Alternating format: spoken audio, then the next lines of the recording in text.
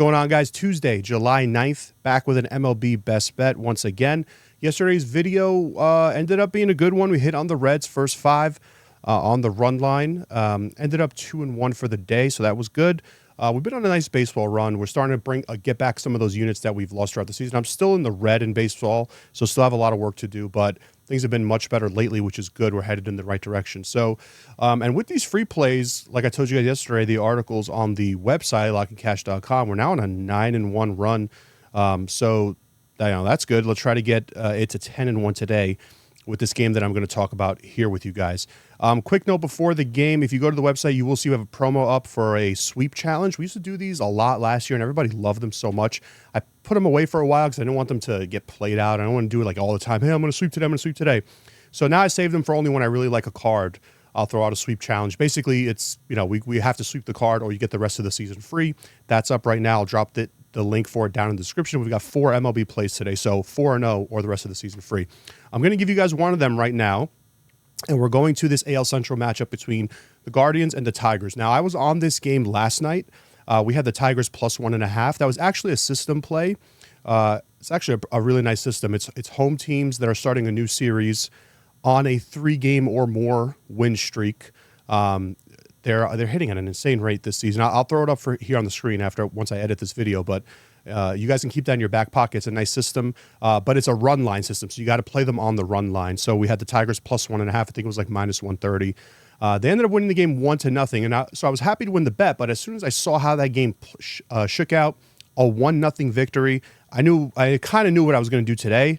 Obviously, need to dive in, find value, analyze the pitching matchup, but I kind of already had my path for today, which was to go ahead and back the other side, try to zigzag this series. So let's talk about this game, specifically the pitching matchup, right? So we've got Ben Lively versus Kenta Maeda, and I want to attack Maeda here, right? So last time out, just got clobbered, gave up 9 runs to the Twins, and that wasn't even really an outlier game. I mean, until then, he was kind of hanging in there, pitching okay, but his stuff, the quality of his stuff has dropped dramatically this season. And even earlier this season when he faced the Guardians, he gave up 7 runs to them. So this is not really a fluke.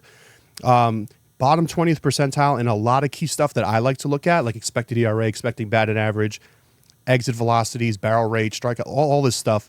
Surface stats like win-loss ERA, those can only really give you so much info. I don't want to say they're useless, but they're close to useless. I don't really look at them at all.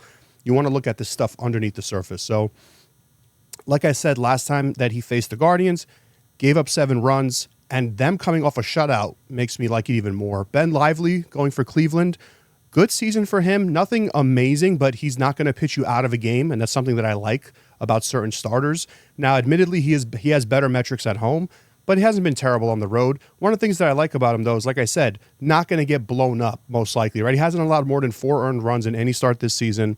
Typically going to go 5-6 innings for you and just keep you in the game. That's all we want here. Hand it off to the tremendous Cleveland bullpen. I have no worries about playing the full game. Like, I don't want to do first 5 and avoid that bullpen because they're so good.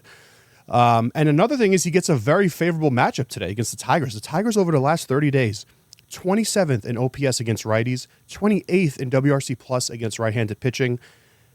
I mean, you've seen this lineup enough this year to know that they're just not a very good lineup in general. But if there's any weak point, it's against right-handed pitching, and that's what I'm looking to exploit today. So, a couple of final tidbits. The Guardians, they're 22-11 this year after a loss, but after a shutout loss, they've been shut out 5 times. They're 4-1 the following day, and I like this matchup for them. So the way I'm going to be playing this is they're minus 145 on the money line, minus 141. You can get in some places the best line that I'm seeing right now. You could just play that straight up. That's fine. I opted to do a -1 line, which I've explained in other videos, but I'll throw it up on the screen here again. If you're splitting a 1-unit wager, well, this is if your book doesn't offer. If your book offers -1, then you could just take the -1. It's going to be around -112 to -115, somewhere in that range. If you don't have a -1 available to you, you can create a -1 by splitting your bet. So if it's a 1-unit wager, it would be 0.6 units on the money line, 0.4 units on the run line for the Guardians. That's how you would do it. For this particular game. So my best bet for this game, Guardians -1. It's about -112, like I said. I think they're going to get to Kenta Maeda. All right, guys, let me know down in the comments if you're going to be tailing this one. Let's get another winner here. And if you're interested in the sweep challenge, I'll link it down below. Other than that, thanks for watching. We're back tomorrow. Let's get it.